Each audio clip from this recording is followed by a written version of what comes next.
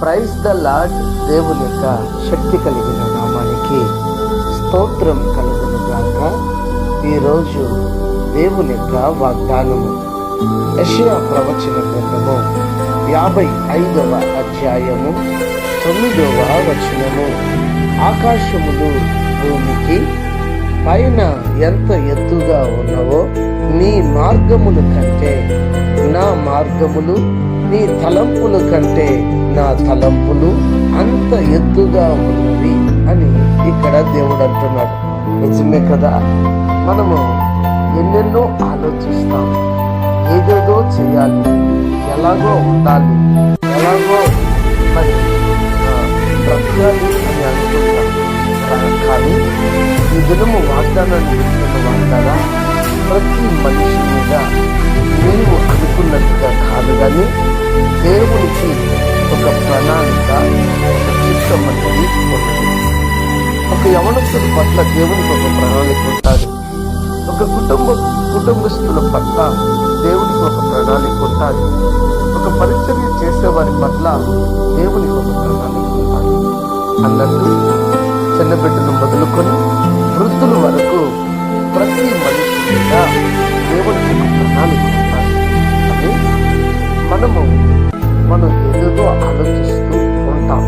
మన ఆలోచన మన దృష్టికి మంచిదిగా అనిపించవచ్చు, కానీ అది దేవుని దృష్టిలో మంచివి కావని, మన తలంపులు ఆయన తలంపులు వంటివి కావని, ఆయన తలంపులు మన పట్ల ఉన్నతముగా ఉన్నదని, మన పట్ల ఆయన ఉద్దేశం వేరుగా ఉన్నదని ఈ దినము ఇక్కడ వాక్యంలో మనం చూడగలుగుతాం.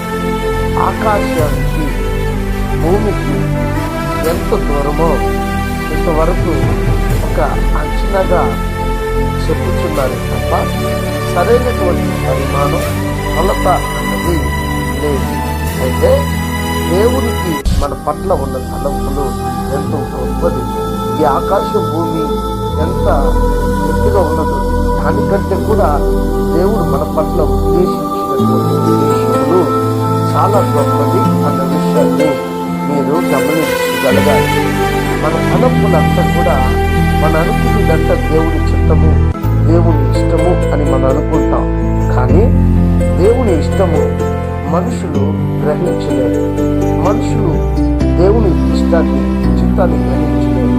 ఒక ప్రార్థనా పరులు మాత్రమే మరి దేవుని చిత్తాన్ని గ్రహించి నడవగలుగుతారు. గమనించి మీరు ప్రార్థన చేయడం మొదలు పెట్టండి. దైవ చిత్తాన్ని మీరు కనుగొంటారు. మీరు ప్రార్థన చేయడం మొదలుపెట్టకపోతే దైవ చిత్తాన్ని కనుగొనలేదు. ఎందాక ప్రార్థన చేయాలి.